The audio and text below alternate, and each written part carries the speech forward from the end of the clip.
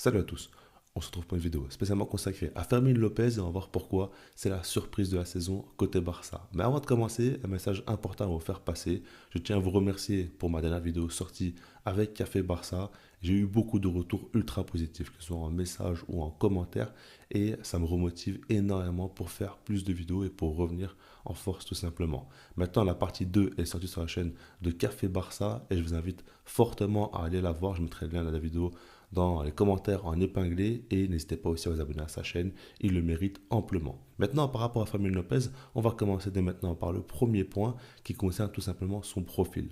Parce que s'il a été une telle surprise, c'est aussi dans un premier temps parce que son profil est différent des autres. Quand tu regardes au milieu de terrain, il y a beaucoup de joueurs de contrôle. Pedri notamment et Frenkie de Jong qui sont des joueurs qui sont très à l'aise balle au pied, mais des joueurs qui vont très rarement marquer des buts parce qu'ils vont très rarement se projeter et très rarement tenter des frappes. Puis tu as Gavi qui a un profil vraiment atypique où il est très très bon jeu sans ballon, mais avec ballon aussi, il est très à l'aise, il a beaucoup d'énergie, il a du leadership. Bon, c'est vraiment un joueur assez spécial. Après, tu as Gundogan, lui, qui est très complet, mais qui excelle dans une position plus haute. Il peut marquer des buts, mais il peut aussi organiser le jeu. Et là, tu as Fermin Lopez qui débarque.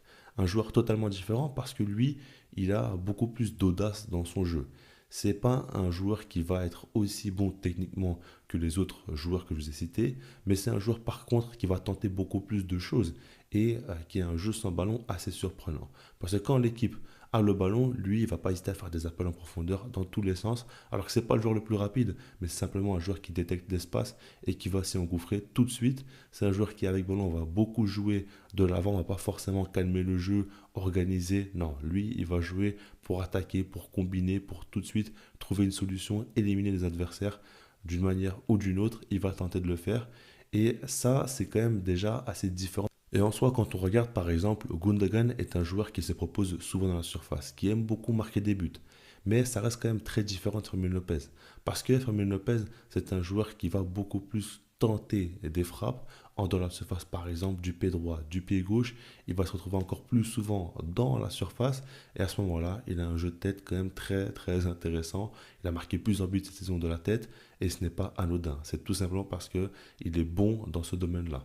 Ensuite, c'est un joueur quand même qui a marqué 10 buts cette saison. C'est le troisième meilleur buteur du Barça alors qu'il n'a pas été un joueur important en termes de minutes jouées. Ça, c'est quand même très très fort. Et quand on regarde, il a mis des buts face à des équipes et dans des matchs aussi très importants, comme par exemple lors du Classico ou en Ligue des Champions face à Naples, face au PSG. C'est vraiment un joueur qui a su briller dans les grandes rencontres. Et là encore une fois, c'est un très gros point pour Fermin Lopez. Maintenant, ce profil-là qui est assez différent lui a permis tout simplement d'être utile, de proposer d'autres choses dans le jeu de Xavi et c'est très bien. Mais ce qui est très très fort chez lui, et pour moi sa grande force par rapport aux autres, c'est surtout sa personnalité. Parce que Fermin Lopez me fait beaucoup penser à Gavi. C'est un joueur ultra agressif. C'est un joueur qui ne compte pas ses efforts sur le terrain. Quand on regarde son pressing, c'est impressionnant parce qu'il fait un pressing à chaque fois en faisant des sprints. C'est pas simplement en coupant la ligne de passe et en essayant un petit peu d'avancer pour mettre la pression. Non, il te fait un sprint et il agresse le porteur du ballon. Et ça, c'est important au Barça d'avoir un ou deux joueurs dans l'équipe comme ça qui vont initier les pressings, qui vont booster toute l'équipe parce que il y a une donnée à prendre en compte, c'est que oui, tactiquement, il faut que le quadrillage soit bien fait, il faut que les joueurs soient bien placés pour tout simplement bloquer les relances, mais il faut aussi des joueurs comme ça qui te motivent, qui te boostent pour que toute l'équipe aussi impulse quelque chose et rend la tâche difficile à l'équipe adverse. Et Gavi le fait excellemment bien, mais Fermin Lopez aussi est très très bon là-dedans. En plus de ça, c'est un joueur qui va toujours donner tout ce qu'il a lors des matchs. À chaque fois qu'il joue, que ce soit en tant que titulaire ou pendant qu'il rentre en cours de jeu, c'est toujours la même énergie qu'il donne. C'est simple, hein. Il fait des efforts constamment. Avec et sans ballon, il va tout le temps proposer des solutions au porteur du ballon. C'est vraiment impressionnant à voir la débauche d'énergie qu'il met et on sent très clairement qu'il aime plus que tout ce club et qu'il est prêt à tout pour y réussir tout simplement. Et des joueurs comme ça fait la différence. Parce que j'ai toujours répété, au Barça, l'une des plus grandes lacunes, ou en tout cas selon moi, le plus grand problème, c'est la mentalité avant tout. On peut parler de tactique, on peut parler des joueurs, on peut parler du coach, de la direction, tout ce que vous voulez, mais cette mentalité-là, où on aime bien un petit peu se morfondre, on aime bien à chaque fois trouver des excuses par rapport à l'arbitrage ou tout simplement dire que tel joueur a été fautif ou quoi, mais pas trop se remettre en question. Il y a toujours eu des problèmes comme ça ces dernières années et tu as un club qui, quand il est mis sous pression, bah, peut facilement couler. Quand il est mené au score, n'y croit même plus. Et cette mentalité-là, elle est vraiment, vraiment très problématique. Alors que par exemple, Fermin Lopez, lui, n'est pas du tout là-dedans. Lui, on voit qu'il va se battre jusqu'au bout. Il donnera tout tant que le coup de sifflet final n'a pas été donné. Et ça fait la différence. Et ça fait qu'il n'est tout simplement pas comme les autres, en tout cas pas comme la plupart des autres joueurs. Donc il fait beaucoup de bien. Maintenant, si on en revient au jeu, je trouve quand même que Fermin Lopez s'associe très bien aux joueurs. Le parfait exemple, c'est avec Lamine Yamal. On voit vraiment que les deux se comprennent très très facilement et lorsqu'ils jouent tous les deux sur le côté droit, ça marche très bien. Mais par exemple avec Joao Félix aussi, on a vu une petite connexion. Avec Lewandowski, ils se comprennent plutôt bien parce qu'ils rentrent dans sa zone, mais il n'y a jamais vraiment de moment où ils sont un petit peu dérangés l'un par l'autre. Et on le voit même avec Pedri quelquefois, avec d'autres joueurs.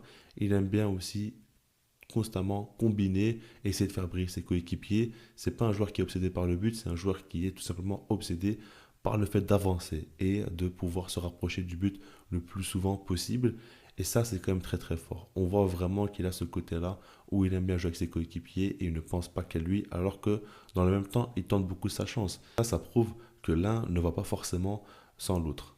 Maintenant, par rapport à tout ça, ce que j'aimerais dire, c'est que, je ne vais pas vous cacher, au début de saison, quand j'ai vu Fermin Lopez, j'avais quand même des doutes.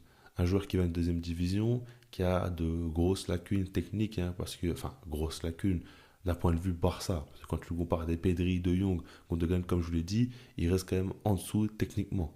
Maintenant, il a tellement, on va dire, compensé ce manque technique par un profil dont le Barça n'a pas forcément, dont Xavi aussi en a besoin, parce qu'il a toujours aimé avoir ce milieu de terrain-là qui peut apporter plus offensivement que les autres, mais qui va pas forcément te faire perdre beaucoup d'équilibre. Fermin Lopez, c'est parfait à ce niveau-là. Un joueur aussi qui est très fort dans le pressing. Avec Gavi, il a beaucoup mis de l'importance là-dessus. Maintenant que Fermin Lopez, il le retrouve, on va dire à une autre manière, mais c'est quand même aussi important pour lui.